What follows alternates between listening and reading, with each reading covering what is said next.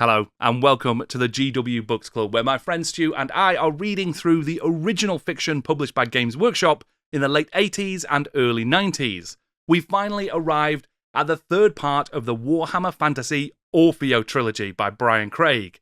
These have been pretty divisive at times, featuring some very unusual decisions by the author. Before Stu and I get into our discussion, I'm going to give you a quick overview of the story. The trilogy of tales from this master storyteller comes to an end, as Orfeo and his former captor Nazarene Al-Qadi are attacked by assassins, and though they fend them off, Orfeo must take time to recover from a poisoned wound. During his convalescence, he agrees to tell his new friend Nazarene one last story, a tale of men and elves, political intrigue, and chaotic machinations, all of which takes place on the islands of Albion. North of the Old World and to the west of Great Albion lies the island of Morian, and on it, the Kingdom of Plenid. Its new king, Hurler, and his new advisor, Tristan Harper the Bard, have taken on their new duties, but there are concerns amongst the court that these untested youngsters may not be up to the task. An early test arrives for the young king almost immediately, as a group of shipwrecked sea elves seek refuge in his kingdom. As it becomes increasingly clear that these elves are not what they seem, Hurler finds himself locked in an ever more complex political web, and in danger of losing the respect of his people, and perhaps worse, his crown and his kingdom. And all the while, the king's new queen has become besotted with another, his trusted bard, Tristan. And the seductions of Slaanesh threaten ever more people of the court, as Tristan sees prophetic visions of traps, storm warriors in the sky, and corruption around them. It will take all of Hurler's honour to avoid failing in his duty and becoming lost beyond time and space. Stu, we are back once again for the GW Books Club. This time we're talking about Storm Warriors, the third in the Orfeo trilogy by Brian Craig. I guess let's start with, did you enjoy it? Parts of it, yes. I probably enjoyed it more than I expected. I went into it with some trepidation. Yeah. Not unwarranted, I'd say, for a number of reasons. One of them being an author that maybe hasn't always matched my idea of what I was looking for with some of these stories, but also because of the previous two books and some of the issues around the framing and all those the things that go with those. And the framing side probably remains an issue, and no doubt we will talk about that at length. But as a story, there was some parts I did enjoy. And the core idea of it was actually fine. So yeah, there's some bits that weren't as bad as I thought they would be at all. I thought the story was absolutely fine. I just think should have been a short.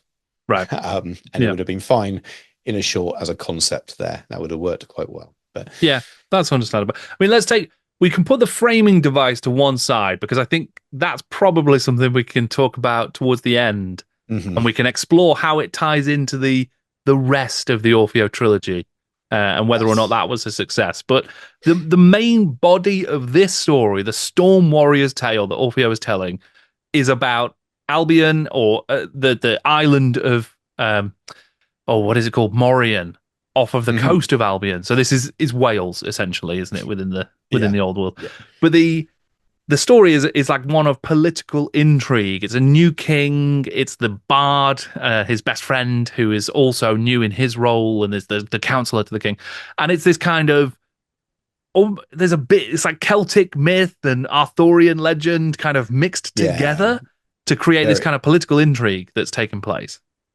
Yeah, very much so. It's as someone who went on one of my holidays this year was in Wales, right, and visited a sort of King Arthur's cave and did those kind of things. It made me think very much like he's trying to do his own version of King Arthur's story with almost a nod to Tolkien did quite well trying to invent some folklore for the UK. Maybe I can do my own thing. I've got this lovely idea.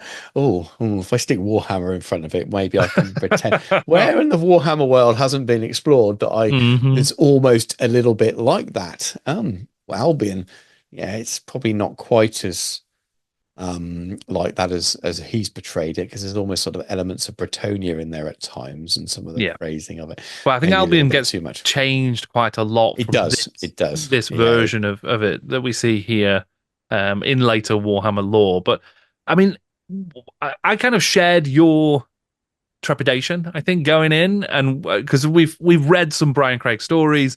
I actually have enjoyed them more than some folks, and I think we have enjoyed them more than many, um, despite having some qualms. But there are definitely things in all of his stories that don't feel like they work. So I came into this one thinking, okay, is this going to be one of the good ones or one of the bad ones?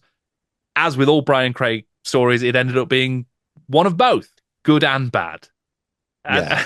I think I remember as it got started. So you have the framing device, the story begins, and we then get this list of names, just absolute jargon of all of the different people and places, the kingdoms, the knights, the king, the queen, all of this information just dumped on you in the first couple of pages.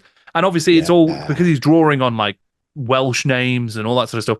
It's a bit harder for me to remember them. And it just became almost like a name soup because there's so much information. And my heart absolutely dropped in those first couple of pages. I thought, oh no, this is going to be really, really rough. And then we kind of get from that very tough beginning. It was almost impenetrable because of the number of different names and characters that I was being introduced to. The world building was so intense in the first couple of pages that it was uncomfortable. But then from that, the story sort of settles into, okay, so the new king, he's getting to grips with things, and then something unexpected happens, which is a load of sea elves are shipwrecked on the coast in his lands, in his kingdom, and they want refuge, essentially. And then you get this interesting political question where all of the humans and there's the different fiefdoms within the kingdom, they're all like, well, I don't want them on my land, and they're a danger and they're a threat. And the king then has to balance, well, do we fight them? Can we fight them? Could we win? You know, what's the nature of this? And when those questions started to come through, I actually found myself quite interested in the story. It became quite good at that point, I thought. Yeah, I think it had. I said the idea is pretty sound, to be honest with you. I felt the same as you as well when I first started reading it for multiple reasons. One, to do more with that framing thing again. It was a little bit, oh, here we go again. But also, yes, there was a lot of names. And then I gave up after like a page and a half. I thought, I'm not even going to, because behind the curtain of doing these, you read books in a different way. And you stop and you make a note of a name thinking, I don't want to stop reading now, but if I don't write this down now, I'm going to forget it. And I just wrote a couple and I went, no, I'm not going to do it. I'm just going to read it because otherwise this is going to drive me nuts. And it paid off because it's typical Brian Craig where he'll spend 5 pages explaining something that could have been done in a paragraph. And of course, as a dichotomy, there are parts that probably should take a little bit longer that don't at all.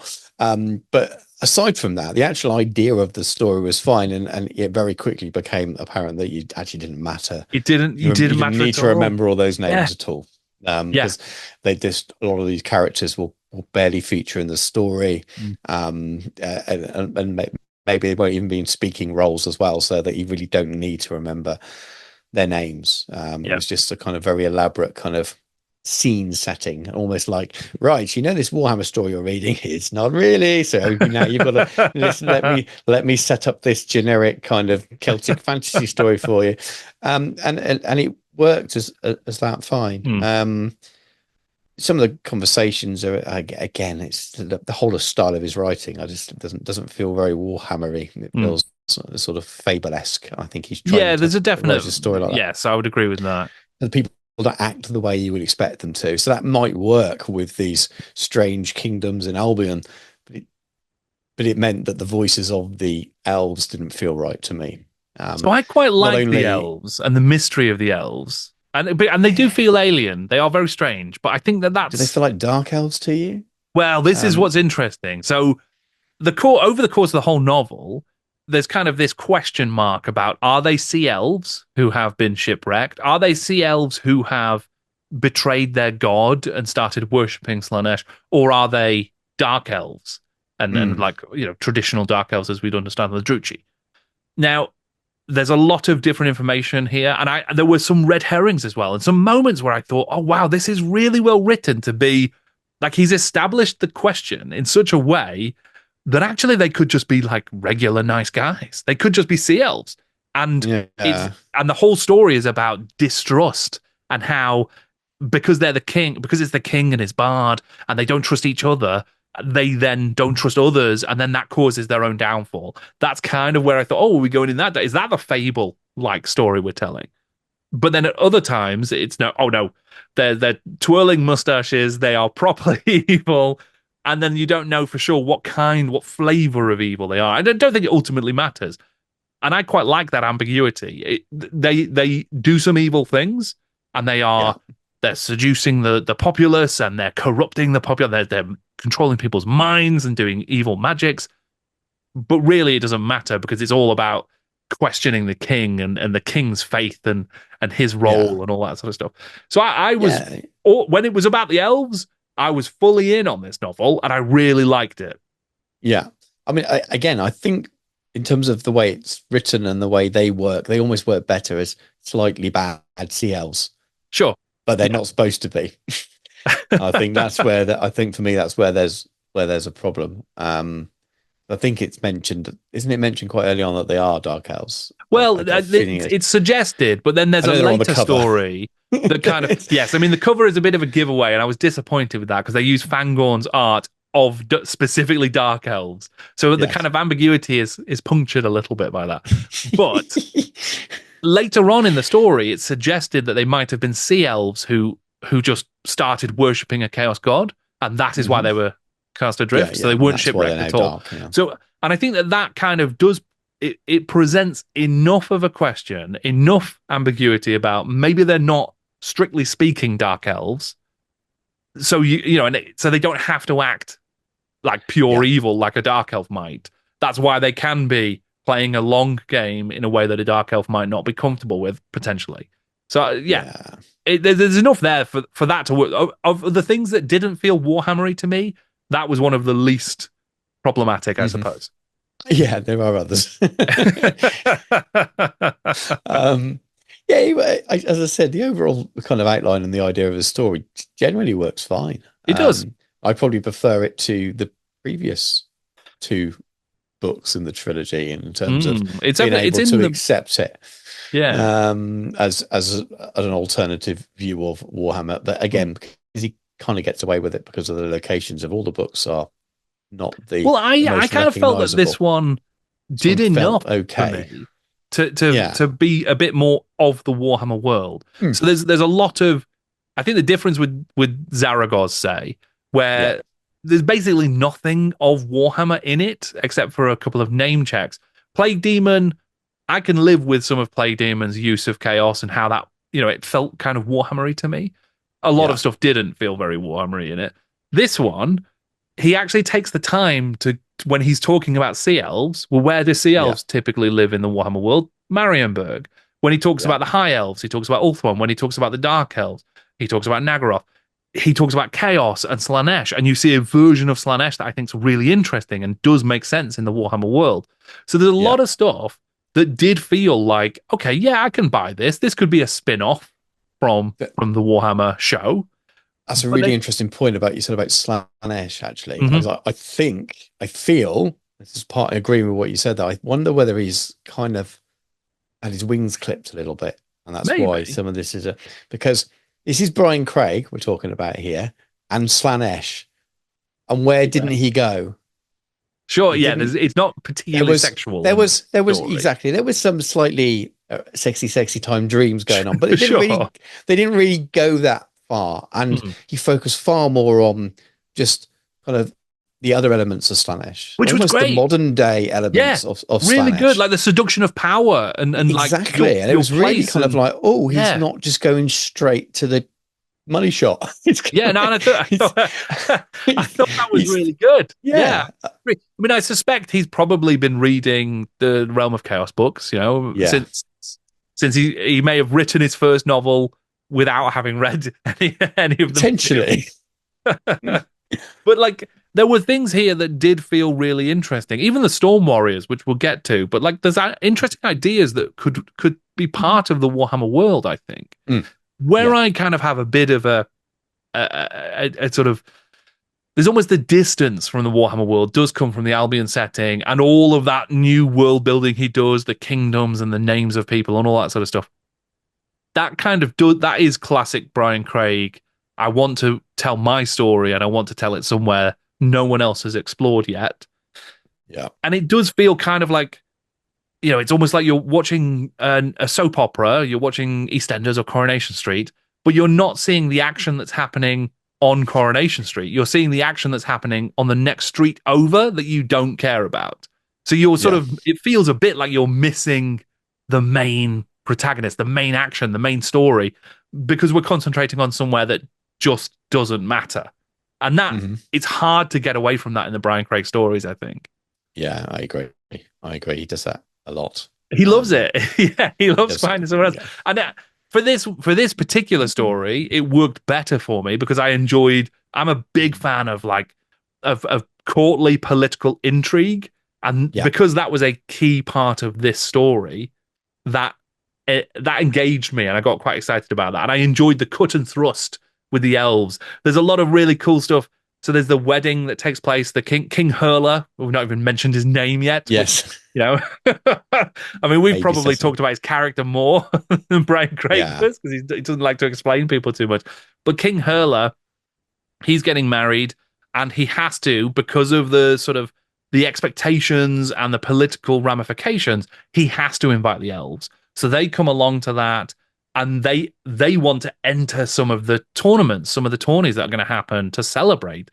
And there's a cool political kind of moment of, oh, well, I need to give them something to let them be part of it. Otherwise, it's going to offend them. But I can't let them in everything because they'll win everything. So that's going to be a problem. Yeah. And then they do win a load of different stuff and quite well described contest. There was an archery contest that was quite thrilling, actually, I thought. Yeah. And that was pretty good. Very Robin Hood-esque. Yes, very Robin Hood. Yeah. The elf manages to put 3 arrows right on top of one of those. Great. And then that all leads to a musical contest, which wasn't sort of an official contest, but because a bard, Tristan the Bard, is one of our main characters, and there's a musician sorcerer amongst the elves, they have a sort of musical duel at the feast, and there's a magical element to it as well. And that, I was like, this is great. This is really fun storytelling. These are really cool ideas for a fantasy story. How do you take real world, like, you know, ancient politics in a castle with a king? How do you add fantasy flavor to that? Well, let's have a sort of magical, like, bardic battle. That's cool. I was really on board for that. I thought that went into a really interesting place. And then it's reprised later on. Yes. In the sort of climactic fight, in another really interesting way. So I thought Craig did some stuff that I genuinely was like, this is great. I was really impressed by. He set something up there and actually paid it off, which he doesn't like to do normally. Likes to think, oh, he set this up, that's going to be good later. Oh, what happened to that? But he actually set it up and did what you normally do. It led to the payoff. And it was set up for a reason. I think you were right there. I think that works. It did give it that fantasy. So you mentioned Tristan there. What do you think of Tristan's character? Yeah, so we get a lot of the story from his perspective, and he's a bit of an empty vessel for the reader, I guess. He wants to be a trustworthy bard and a counselor to his friend, the king. We know he's gone off and learned some stuff, but we don't really know much about him or what he felt there. There's a love interest that appears out of nowhere and just happens in a page, and all of a sudden he's deeply in love. Not that satisfying a story. Yeah, I mean, he's okay. He's a cipher for the storytelling, and it's all right, I think. But I couldn't tell you much about him as a character, I guess, beyond just someone who feels like the main character is a bit of a problem. Do you think that? Like a lot of his main characters in his stories, they're a little bit too all-knowing, a little bit too intelligent. They spend a lot of time over-explaining and thinking why they're doing things in his way of over-explaining. But is he just an Orfeo proxy in this story? He's very Orfeo-esque. Yeah, he could be Orfeo of Zaragoz in the story Zaragoz. Yes. Yeah, absolutely He could. feels like the same character. It He feels like does. Yeah, I think that's fair to say. he could have, and this will probably take us back to the framing thing at the end. No, this could have been one of Orfeo's stories, and he could have had a role as Hurler's bard, sure, and storyteller, which is made where it about him, it felt which like would it have could worked. have been. Yeah, could have worked. And yeah. I spent half the time thinking this almost overly wise, know-it-all, many really kind of character that Orfeo kind of is. Almost, this was the kind of Orfeo light, wasn't he? Tristan was Yeah, I think that's true. I think you're totally right. He does think in plot terms. You're right. He doesn't. He like thinks about what he's doing and how everything's going to move. Yeah, I'm not a huge fan of that always. I mean, that's okay in a sort of political kind of plot. For someone to be thinking strategically does kind of make sense. And I quite liked, they knew they were going into a trap, for instance, but they didn't know how the trap was going to work. So that kind of stuff does make sense and it is thrilling to read. But for the most part, yeah, even in a regular conversation, he's got a bit too much meta knowledge about everything and sort of, it's not that satisfying because he's not a character. But your point about the Orfeo of it all is very good. I think he absolutely could have just been replaced with Orfeo. Part of me thought that was going to be one of the twists that we might get at the very end, where Orfeo would pull off his bard cap and it's actually Tristan underneath, and he's like, "Oh, it was me. I was that bard." Or even there's a point later on when I thought this was hilarious, unintentionally hilarious. Nazarene Alcady, the guy who was Orfeo's captor, who's hearing this story from Orfeo, he asks, "Oh, so you heard this story from Tristan the Bard? He told you the story." And Orfeo says, "Yeah, absolutely." And Nazarene says, "Well, it's all true." And Orfeo's like, "Yeah, he said it was true." And his evidence for it being true is that the name of a person he's traveling with was the same name of a character in the story. Well, that's not evidence of anything because Tristan's the only person who told you that. You can't verify it by asking Tristan because he's told you the potential falsehood. It just the exchange I just thought was very funny because it earnestly is like, how do we know this is true? And it was because the guy said it was true.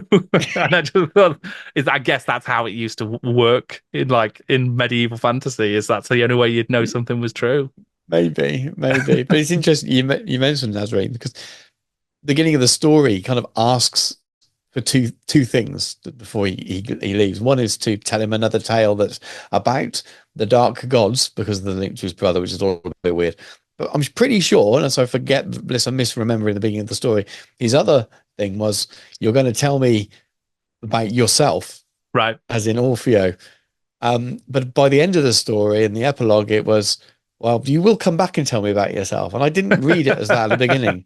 So I thought, well, he's got to do two things. And that's why if the reveal, that wasn't, but if the reveal was, yes, it was me, I am this bard, would have done both things, wouldn't it? It would have. Well, and there was another told potential the story route and taught him more about the dark gods, and also told him more about himself. But yeah, it seems like he's just left that bit hanging, like just in case he got another book he's a deal. Canny operator, is Orfeo. Yeah.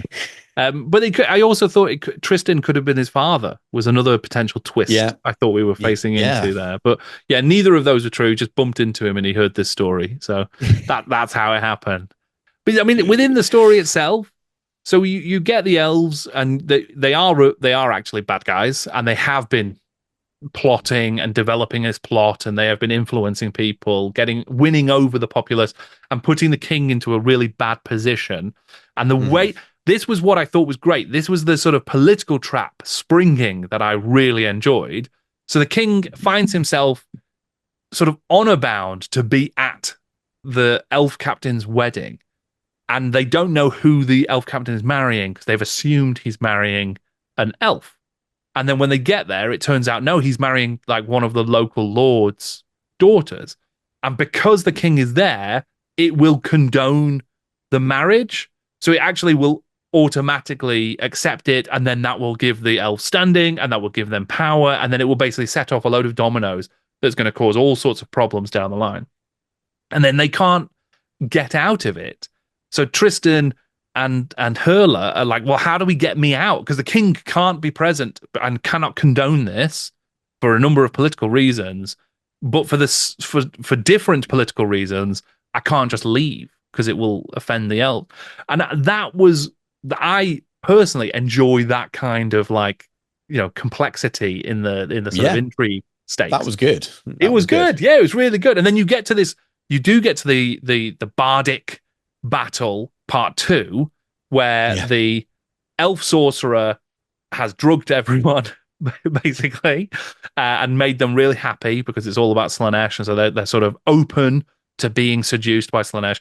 And Tristan the Bard gets a chance to play a possessed harp that has a demon within it, and the possessed harp wants him to play the music of the storms. This sort of this famous local music that will seduce people to Slaanesh, basically. And there's a really good sequence where Tristan is battling with his entire will to prevent the demon from letting from the demon harp playing itself and playing the evil music, and his fingers are starting to go numb and bleed and almost break, and his will is breaking down. All of that I thought was great. Yeah, it's good. Really good stuff. The whole idea of battling. I mean, it turns out he plays chopsticks and it's fine. Yes, and then he yes, he just plays the chopsticks from Big and wins, and everyone remembers their childhood. But even that though was a nice resolution to that particular problem. Like, I quite like that it was, so Tristan, he can't beat it in a sort of brute force battle, and he does end up playing a piece of music that just speaks to people's honor and their love of their homeland, because it's part of their like childhood and their youth. That is really effective, and I thought that was great. Yeah, it was very, very well done. It made me chuckle, but you are right. It was a really interesting. Quite often when Craig goes off on these kind of strange story ideas, they can be a little bit weird. But his music one was fine. It worked all right. Yeah, it worked really well for this story. It fitted the context of the story and the environment, and it worked in all ways. And we don't always say that with this stuff. So I agree. It kind of reminded me. So you'll remember that I was a big fan of the sort of magical curse in Plague Demon that was placed. The actual rot of Nurgle was placed on the coins, and that was how it infiltrated the city. And it spread because people are spreading the coins, and that takes the disease with it. Clever, yeah. And it's clever. It's magic, but it's also something like clever and tangible. And that's what I really enjoyed about it. And I think Craig, when he is on that sort of wavelength, is doing some really fun stuff. In a better novel, that device would be outstanding. Yes. Where I had an issue here was you get this. So I'm a big fan of sort of non-combat action scenes. All too often, I think, in movies, in books, in comic books even, you end up with the resolution to a fight, especially even when you've got characters who are like they're pacifists, they're non-combatants, and they're like, no, we're going to solve this with our minds. And they often still end up fighting in order to have a big action scene to end a story, because it's the easiest way to write a climax. In this story, we get this non-combat action scene. We get this magical battle. They win the political the standoff. They manage to use the loopholes of the Code of Agam, which is their sort of like irrefutable law of the land. They use that. They use the magic. They use the music.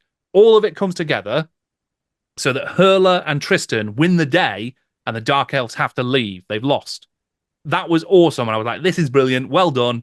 Terrific win for Brian Craig." This, but then we get 4 or 5 or 6 chapters of combat action scene that is the end of the story. That's like another extra thing. And this was the Storm Warriors. Yeah. I think this is why it should have been a short. Right. Because you could have told the story and ended it there. And that would have been the ending for the short. But because you had to tell this other story, and you've got this whole other part of the story that we've not been talking about. So we've got the wizard Bavian, and we've got this kind of meeting these riders earlier on and then later on. So the whole undercurrent of who these Storm Warriors are is a completely separate part of the story. And some of it I liked, but some of it I'm not sure it worked. I did not like the There are resolution. almost two short stories there. One, Kind the of. Storm And it's a Warriors, and shame. one, Yeah. the stuff with the Dark Elves. So yeah. Yeah, because you get early on in the novel, so we find out that King Hurler he loves hunting. He's well into it. And he goes off on the hunt and sort of gets too immersed. He rides ahead of everyone else. He's out there for hours. It's almost midnight. Unbeknownst to him, whilst he's hunting alone in the forest, his father has died. So he has become the king, but he's not there. He's not fulfilling his duty by being at his father's side, and he's not fulfilling his duty by taking the crown because he's indulging himself in the thing he loves, which is the hunt. And there is a sort of almost this kind of like mythic character comes out of the fog when Hurler has caught the stag and he's cutting the horns. And this guy just asks for the horns and just says, even though they're yours and you have won them, would you give them to me? And obviously Hurler's like, no, I want these because I want to prove, it's my pride. I want to prove that I've won. And I really like this. This is kind of like, I've not read like the Lancelot Guinevere, the proper old English tales and the all of that sort of stuff, the cycles of the Holy Grail. I've not read those stories, but what I know of them, these kind of characters, a knight in the fogs, a green knight who comes out and issues a quest or issues a request of someone. And it kind of is a moral question. It's like a fabled moral question. So that scene was really cool. I thought it was really good. And then that's reprised later on where there's a counterpoint at the end of the story is that having bested the elves, Hurler and his knights, they're allowed to leave. The elves are going to leave the island. And the elves kind of say, oh, we're not going to hinder your return to your castle. But it's kind of like one of these magic riddles where actually they're not physically stopping them, but they shunt them out of time and space, which I consider to be quite a hindrance and not, following the agreement. It's a bit tricky, but in this case, the knights are all like, oh, damn it, the elves, they tricked us. They said they wouldn't hinder us and they didn't, but they did shunt us out of time and space. Oh, the nasty guys. So yeah, exactly, shaking their fists at the elves as they can't do anything. So the king and his knights, they're 200 years in the future. Everything has been lost. They can't set foot on the ground or they'll vanish and disappear. And these Storm Warriors, which are the Storm Warriors of Slaanesh, it turns out, and they are this kind of myth of the never-ending battle. Knights who ride forever, always on the hunt, an infinite hunt. And it's early on in the story, it's suggested that it's kind of a Valhalla type thing. Mm-hmm. So when a noble knight dies, he joins the Storm Warriors and he rides forever into battle. What it actually is revealed to be is a Slaaneshi sort of spirit army, which is quite a cool idea, I thought. Mm-hmm. But we then get the reprise of what happened at the start. And it turns out that the sort of Green Knight, the guy who comes out of the forest, who asks for the horns, is literally just one of the Storm Warriors. And he just says, oh, you should have given me the horns, man. It's like a really weird vibe to it, where it goes, for me, it goes from being this dead interesting kind of moral question about duty to just being, oh, the Storm Warriors are just guys. They're just guys who are out and about asking for stuff. I agree. For me, they're just different stories. It's a very different story because then you get the Storm. There's a whole battle with the Storm Warriors that went on for a very long time. It's a chase. It's kind of magical. They're riding through the sky. There's all sorts of stuff, and there's a lot of false endings where people kind of sacrifice themselves, then go back for other people. I mean, you mentioned the wizard Bavian, who is kind of a druidic figure who may or may not be like a druidic god of some kind. So there's a lot of extra mythology. It's definitely not Merlin. No. Not Merlin. Not Merlin. No, it's not Merlin. So there's all of this kind of extra stuff going on that just didn't add any value for me.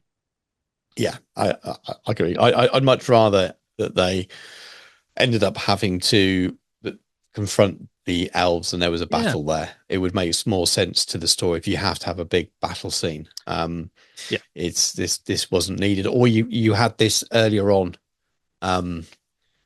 in the story as a smaller section, so you still cover the fact that they exist, but maybe not. I don't know. I don't mind the idea of the Storm Warriors, but I just think it's a separate story. I don't see how your Yeah, big bad probably. at the end, which is what it is your big bad at the end, while it's Slaaneshi, it's not the Dark Elves. Yeah. Because So there's if they prophecies were the big throughout, bad at aren't the they? end, they needed, the prophecies are so vague though. Rubbish. Absolute Um, rubbish. they needed to be connected. If the Yeah. main bad throughout the story is the Dark Elves, but Yeah. the big bad at the end turns out to be well connected Slaaneshi, I suppose, isn't the Dark Elves. Yeah. So it feels like if they were together, the Dark Elves and the Storm Warriors almost fought together. That would Mm. make sense if the Dark Elves summoned them to the current time rather than making them go forward. That would maybe work. I don't know, but it felt like the Dark Elves were like, all right, well, Yeah, you you got us. Yeah. we're sticking to your code because we're good Dark Elves. And Yeah. we aren't Yeah. going to Yeah. go, but might take us a little while because we are going to build our ship, though. Is that all right? You've previously agreed. It's all a bit weird. In fact, the whole thing was like what's the, is it more, not Morgana, is it? It's the other, Morgana is the queen. yeah, the other girl, the one, Oh, you, Millicent. Melisant, that's it. Yeah. So Melisant was the one that was going to be married to the Dark Elf. Yeah. And there was that whole weird kind of conversation with Tristan was like, just let me know though before you get married.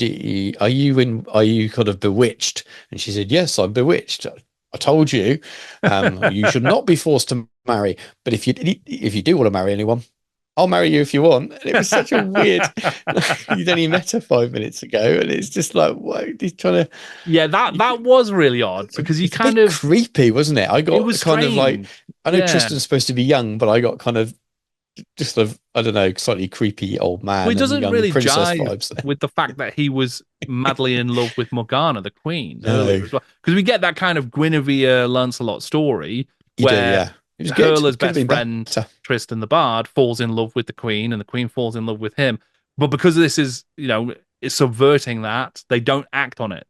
But there is Yeah, a sort of, a breach of trust with the king. yeah, yeah. I don't Hurler mind should have that. gone off with the new Interesting princess. enough. He could have fallen in Yeah. love with Millicent. Yeah. That would have worked because Hurler wasn't happy either. Yeah, I kind of That would wondered have if been a that might nice be where it went. romantic Yeah. ending, wouldn't it? But it made me chuckle. It wasn't bad, but it just made me chuckle how Tristan sort of turned around in the middle of that. You should not be forced to marry.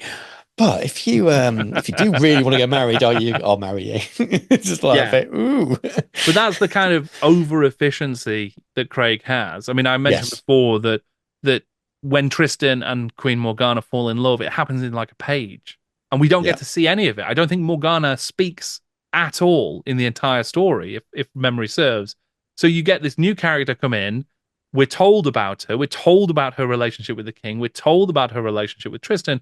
But because she's just a pawn within the story to move things around and Yeah. to affect Tristan and Hurler's relationship, we never get to hear from her, really. It feels like it's things cut, doesn't it? It seems like there's scenes cut. So I don't think Craig ever wrote it. I don't think it was probably cut, not, 'cause but I it can't feels imagine he like would there ever were. write It's it. a bit like extended edition Lord of the Rings, Aragon and Arwen versus the cinematic releases where they're kind of Just in love, but they never really meet. But in the extended editions, you get all of these extended scenes when they're sort of talking about their past or their meeting and things, and it makes a lot more sense. But it feels like there's something like that missing here as well. What I'm There's a hearing, Stu, is that you want an extented edition extended edition, of this book. romantic only, and Yeah, Brian you Craig want to an write extra it, 100 obviously. pages.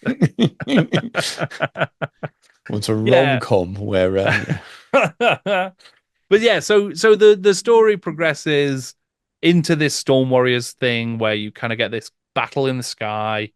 And ultimately we end with Tristan able to free Bavian, who had been captured, this sort of druid Merlin guy. Together, that Melisant is saved as well.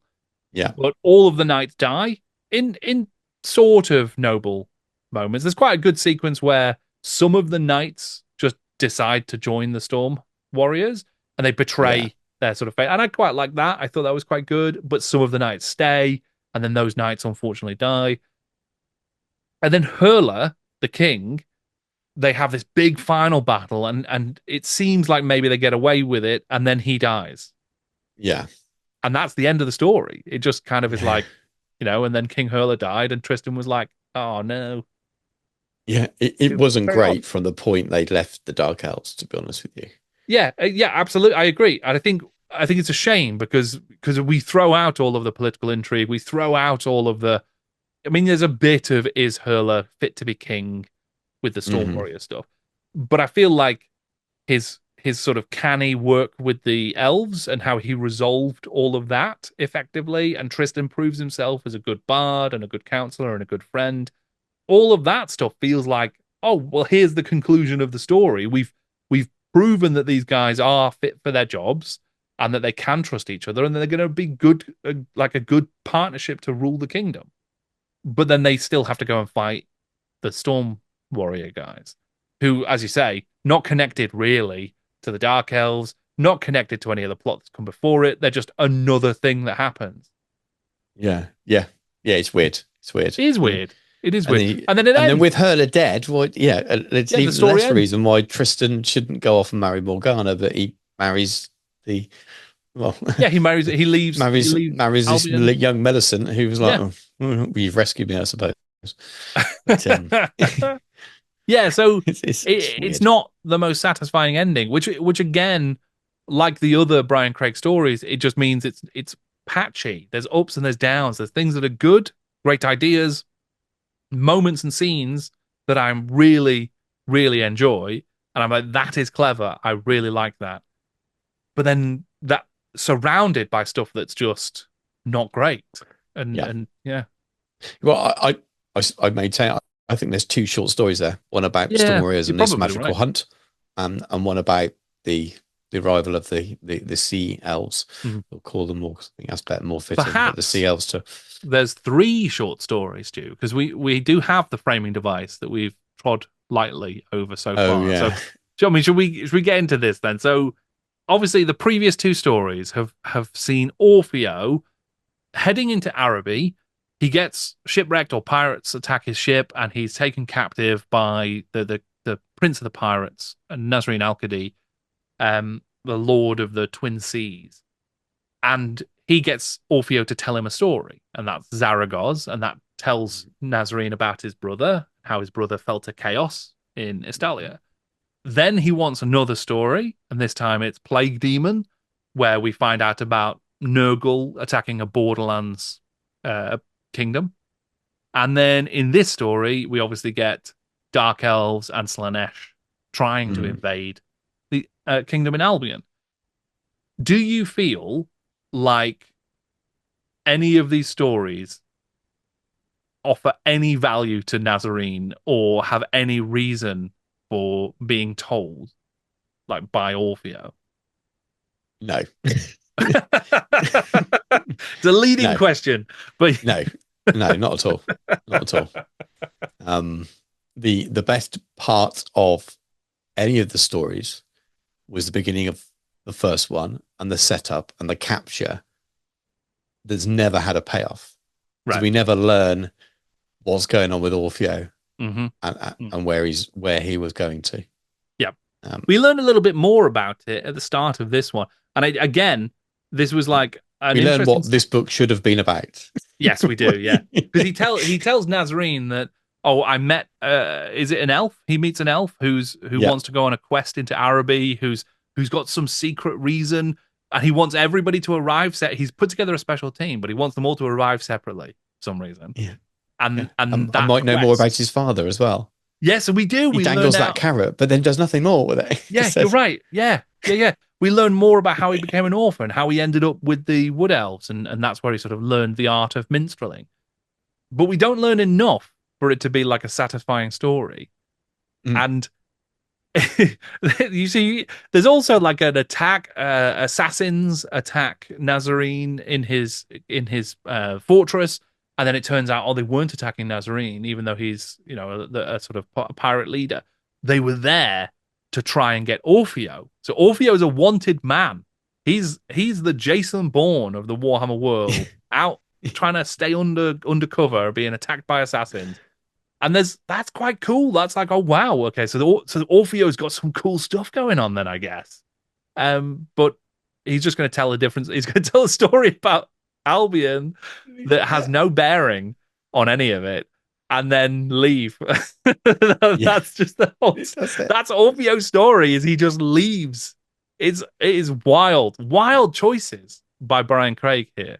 Yeah, it's almost it's I don't know. It's like he's deliberately trying to set up the reader to annoy them.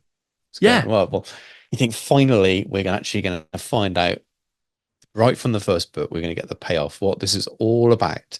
Yes, we had that weird tangent in the middle of the story about a completely different character.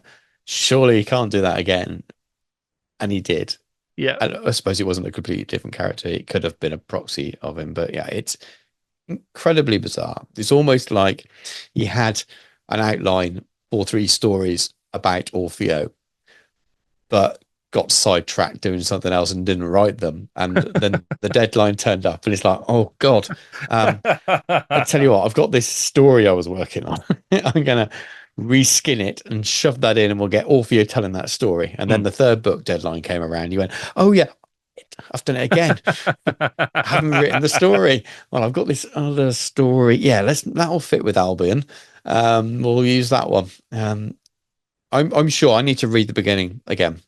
Literally reread the prologue. I'm pretty sure that one of the Nazarene's things he said was, "You've got to tell me more about gods and tell me more about yourself." And I thought that was before you go. So I thought, I felt like we were going to learn that in this book at some point. And we should have, though. Is I think the thing I know we should have, but I thought it almost set it up that we were going to. Sure. And at the end, it seemed to have changed to, you'll come back and tell me. Yeah. But obviously, in the final book of a trilogy, there isn't a comeback. Yeah. Unless you plan to write or hope you'd get a second trilogy.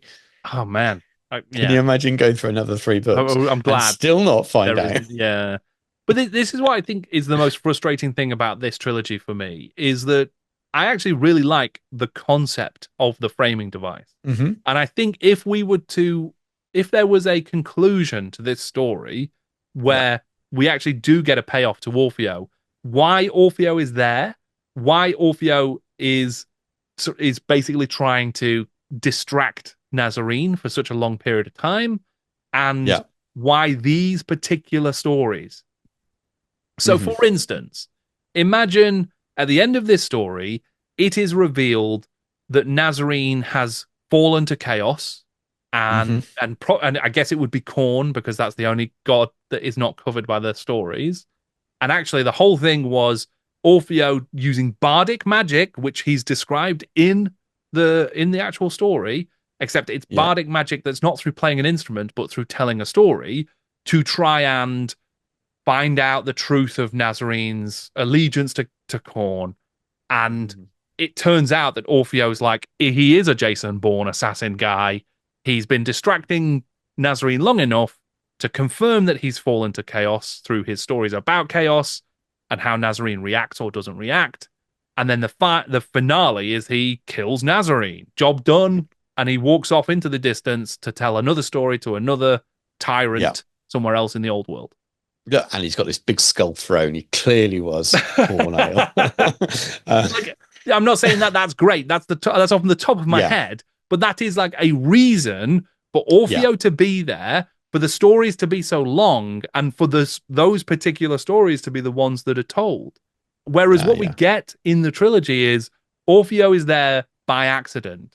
He tells one story because it's coincidentally about the guy's brother, which is absurd. But then he tells 2 other stories because I guess they're about chaos. But they're about chaos in completely different ways, different chaos gods, different resolutions. There's no theme that runs through any of them. At one point, I wondered if, is the theme storytelling and minstreling and artistry? We get Orfeo as the protagonist in the first story. We get a musician, a bard, as the protagonist in this. So is it all about the nature of storytelling and how that can change the world? Well, no, because that's that's not part of Plague Demon. There's no storyteller in Plague Demon. There's no artist in Plague Demon. Why is there not? Why is that not a story about Orfeo? Like it just is. It's not a trilogy. It's just random stories that have this random connection. And you could have quite easily made each of the stories about him. He could have been. They should have been Orfeo's tales about. Could have been the main character in both 100%. Of those. And it would have, even just doing that, even just saying, while I was traveling in this land, you still have a lot of problems with the stories, but at least it would have made it a viable trilogy, and the framing would have made sense. Agreed. Because as it is, the stories add no value to the framing device, and the framing device adds no value to the stories.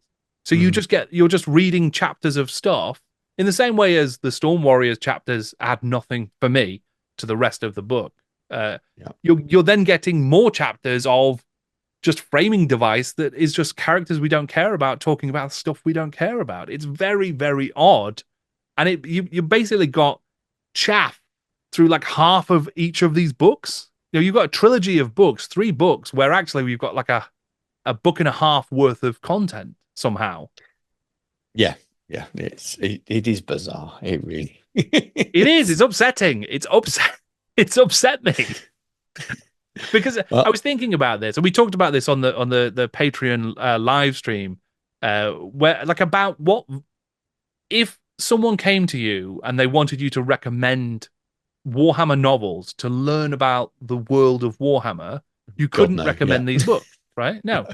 If they wanted to learn about specific parts of the Warhammer world, you can't recommend these books because they're all, not only have they been overwritten, but they've never visited ever again. So they're irrelevant. You can't learn anything about characters in the old world. You can't learn about anything about the races of the old world because they don't feature, except for the Sea Elves here, who, as you say, don't act like elves anywhere else. So there's like no reason for someone to read these books because you don't learn anything about anything. You don't even learn anything about the characters in these books. And that's very frustrating to me. So, yeah, I agree completely. I've enjoyed the journey. I'm just hoping Orfeo doesn't turn up in the dark future. We got another Brian Craig book to come up, haven't we? Yeah, he could turn up in Suckers. I'm here now. You know what? It's a real shame, though. I mean, like I say, I think a better framing device or a resolution, a payoff to the framing device could have elevated it so much more. Or if he had done a 4th story that was then Orfeo's quest, where again it ties into why these particular stories.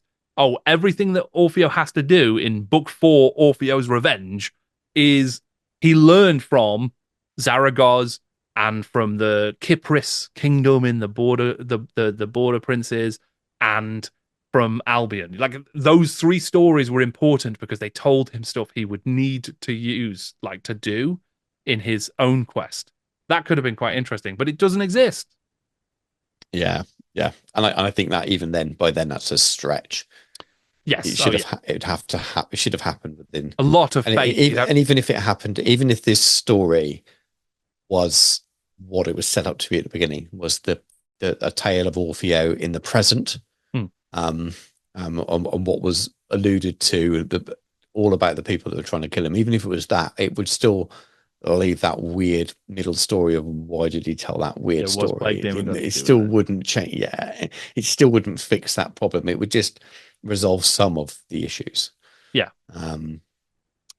Yeah, I think it's a shame because, as I say, I think the framing device is really cool. I think, part of me would love to see someone tackle Orfeo, bring Orfeo back, wipe these stories out, and just be like, right, they're not the trilogy of Orfeo stories now. His Orfeo version 2 reboot, and to take that framing device, actually place it somewhere meaningful in the old world, and have all of the stories that Orfeo tells be meaningful in the old world, and for there to be stuff. Imagine if in Inferno or in Warhammer Monthly there'd been a regular feature that was Orfeo in the ten-tailed cat telling stories, and it's just a framing device that rehabilitates Orfeo as a character, and he's just Mhm. telling stories about random stuff. Even Yeah. something like that would be like, okay, actually, there's a legacy to Orfeo that's more Yeah. valuable. Yeah.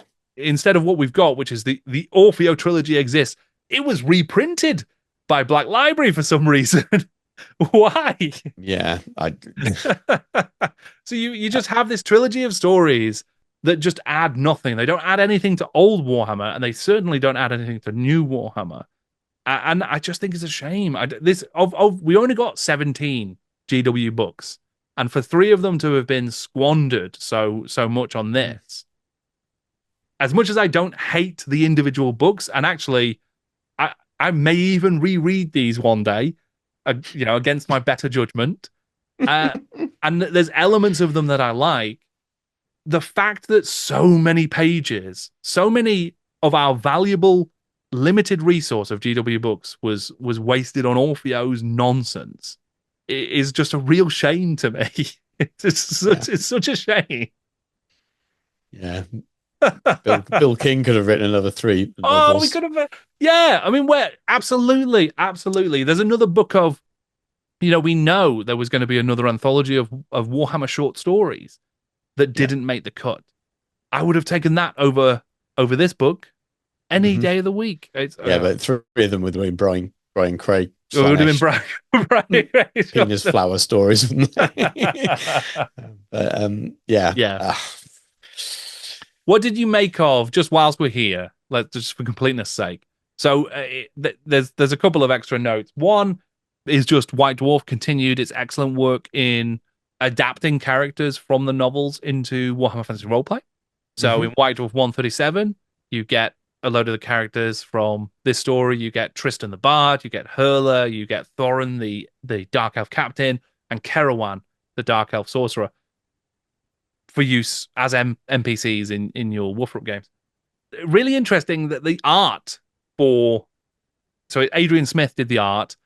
Yeah. If you see that art, so I had this in the illustrated book, there is no way on earth that you mistake these elves for anything other than dark elves, because they are so evil looking in the art that came with it. There's nobody who's encountering these guys and being like, well, they might be good guys. They might just be fishermen. There were a Because couple they're full hints on to it dark in the elves. text, weren't there? There were a couple of hints that they talked about, again, using overly flowery language, but that they weren't as fair as elves were Sure. described as being, that they looked slightly less Yeah. fair. Not ugly, but, not quite as polished. That had a One of them hard had knock slightly. life. Yes. So there was a couple of little hints to that, but the kind of the pointless, no, are they really dark elves? Yes, we know they are. They're on the cover of the book. Yeah, Fangorn's amazing cover art sort of tips the hand. Yeah. Yeah. But the Adrian Smith art for Tristan the Bard is very similar to Slain. So I can't picture this right now, and I've got that White Dwarf behind me, and I'm not going to get it now, but yeah, I know I would have seen them as well. Sure.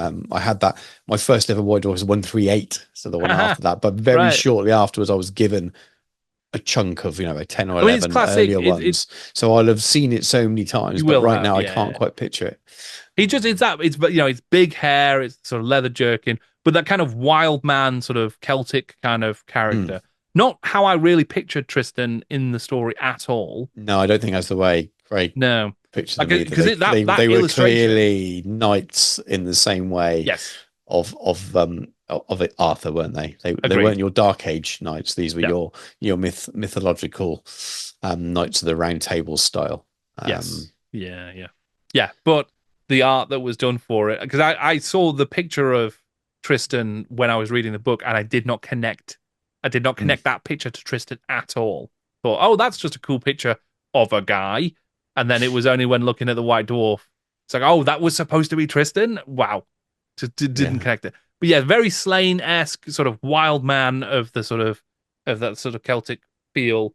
And then the other interesting point, I think, here is that we get a cameo from one of our short stories. We do, yeah. The Dark Elf hunting sea elf, I suppose. Yeah. Which I'm going to butcher his pronunciation, but I'll just make a note of it here somewhere. It's with S, doesn't it? It does. No, I can't see it in my notes. So his nickname's Send, Oh, yes. Yeah, but I yeah. was hoping you were gonna say his full name because Yeah, it's if I can find it in my notes, I'll attempt to read it. But I can't find it at the it's moment. I've got it here. So it's Send Noel. Senduel, yeah, Yeah, yeah. Send Noel, Nuel, something like that. And But yeah, so he's it's he's because he's got the he's double UI, he isn't it? does I think. yeah. How do you say that? But yeah, he's the elf who we encountered in the Voyage Home, I think it was. So Yes, one of the yeah, Nicola Griffith stories. yeah. And he was on one of the ships in the Arabian fleet who was there fighting chaos in Estalia, I think it was, on the coast. And he summons a greater demon in order to fight a greater demon, which is Yeah. quite a cool moment. But yeah, he's Another reason why this should have been Orfeo in this story and link back to why he was in that part of the world in the final book, because you could have Ooh. linked it to Send, we'll call him. Yeah, okay, yes, now It you're could have been him talking. that's either after him, or who's working with Orfeo. Maybe he's given Orfeo his mission or something. How good would have that been to That's a tied it all up? great shout. And actually, I mean, maybe that's what's being suggested because we get so Tristan, Orfeo meets Tristan the Bard and hears the story that he tells in this tale in Estalia, I think. Hmm. So, and he also is working for an elf. So it may well be that Send is the elf he's working for. Maybe Yeah. that was always the intention. Yeah, if it was, it left it incredibly vague. Yeah, very very vague. Very much a we can do more Mm. later on, and we're not going to be too committed to anything here. Um, yeah, which yeah, it Maybe is he a shame. thought, maybe he was told at this point that he was going to get a chance to write a fourth story or a short story to tell that little bit. Well, so here's my thinking. Maybe in that. Oh, do we know all the short stories that were going to be in the one that didn't go to print? Well, yes. So here we go. Right. So Send the elf obviously is a Nicola Griffith character. The way Mm. he's mentioned here is just that Kerawan, the Dark Elf, suggests that he used to know an elf who went the wrong way and became a wrong and that was this Senduel. And then we find out later on that Tristan has sort of encountered him as well. I think. Um, the reason I think that he is referenced here at all, because there's no actual reason for him to really be referenced other than just here's a bit of cool connective tissue, is that Nicola Griffith had intended to write a novella set in Albion. So when Right. I reached out to her after the short stories that we read, she told me that she had a whole unpublished Warhammer novella called Blood and Earth that was going to follow Mm. the character Katia from the other short story in Ignorant Armies Yeah. to Britain, to Albion, where loads of stuff happens, and she ends up leaving on a ship crewed by the characters of A Voyage South. Right. So I wonder, and this is pure speculation on my part, if the reason Send is referenced here is because that then gives Send a reason to Hmm. take the crew of the ship from A Voyage Home to Albion, either taking Katia with them or finding Katia there. So it sort of neatly ties up a reason for those characters to be in Albion at all Hmm. in order to interact with Interesting. Katia.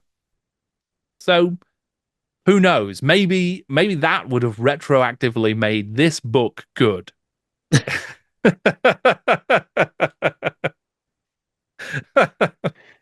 I mean, I Well, feel like I'm being a bit harsh on the. 'Cause I did not hate this story. I actually enjoyed a yeah. lot of this story overall. But as I say, I'm really frustrated by like the Orfeo elements. They just Yeah.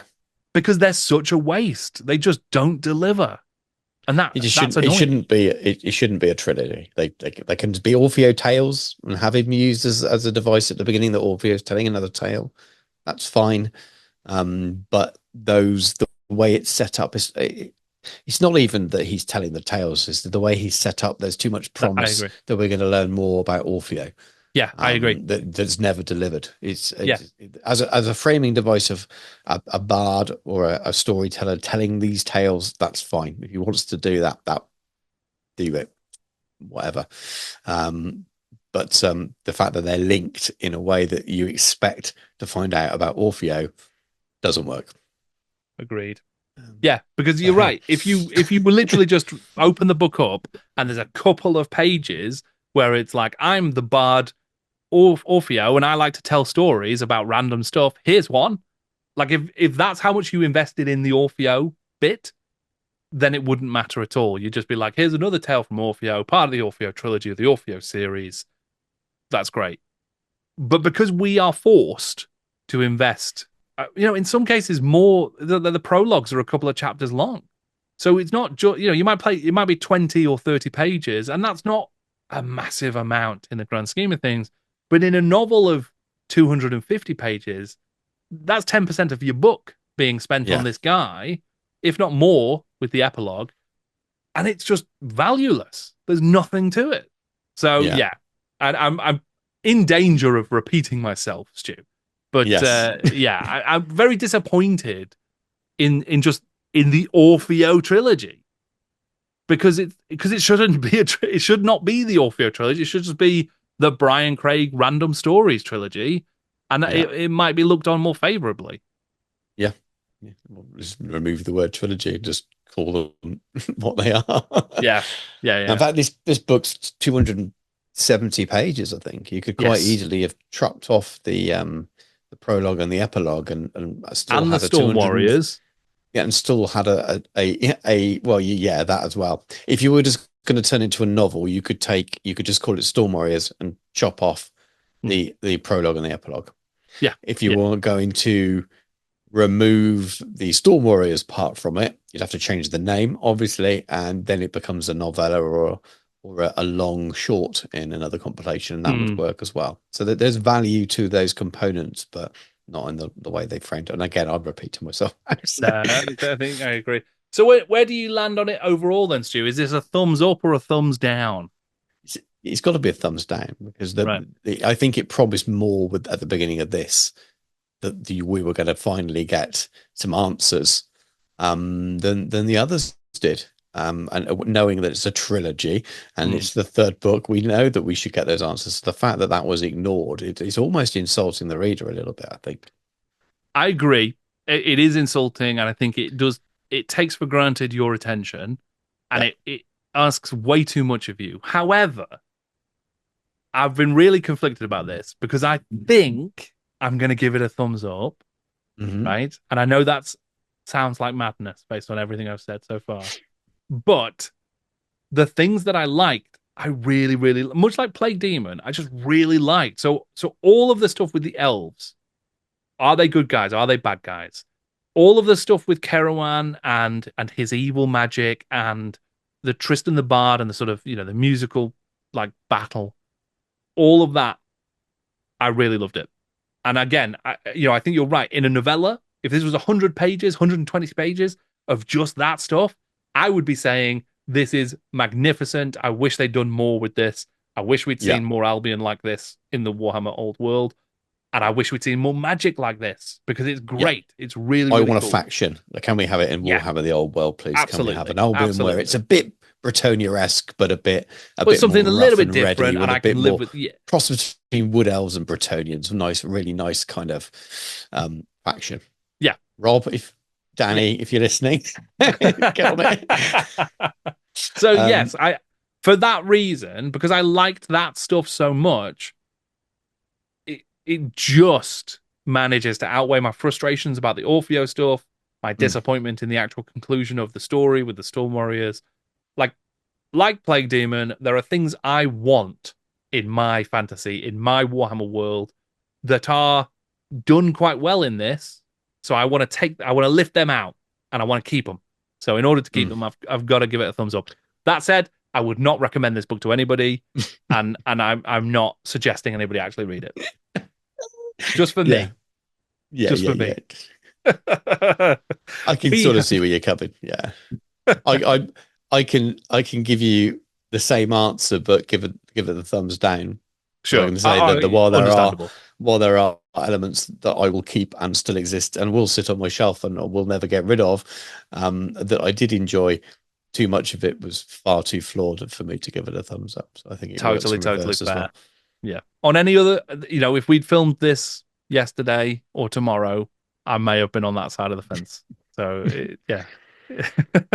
Totally understandable. But we are going to a potentially more exciting place, a potentially more fulfilling place. I don't want to jinx it. Yeah. But we've got more Jack All shook Yeovil up. coming up. Yes. We're going back to the dark future. Yeah. I'm excited because me too. We've seen that Jack Yeovil, even when I've been a little bit disappointed because my expectations have been so high at times, they've always delivered. They've always been good. There's always great stuff to talk about with a Jack Yeovil story. This sadly is going to be our last Jack Yeovil Dark Future story. It is. So a lot riding on it, and then it's a Brian Craig one after that. Yeah. So you got the Dark Future story. Yay, Brian Craig. Yeah. So excited about it. I mean, Elvis on the cover. What could it mean? It's very exciting stuff. It's going to be good fun. It's going to be fun. It's going to be some good stuff in it. I can't imagine that we're going to be disappointed with it. No, I've probably let my expectations get too high, but yeah, I'm eager. I'm looking forward to it. So, where can people find you, Stu, between now and then? Miniature Realms, mostly on YouTube, but yeah, all the following social media networks, pretty much everything these days. Miniature Realms. Fantastic. And I'll put those links down in the description below. There's also links to the Jordan Sorcery Pods channel, the Jordan Sorcery main channel, and all of my socials as well, because I'm Jordan Sorcerer on everything. So I think for now, we can call it there, Stu, and just thank everybody for joining us for another GW Books Club and letting everybody know that I'm Jordan and this is Jordan Sorcery.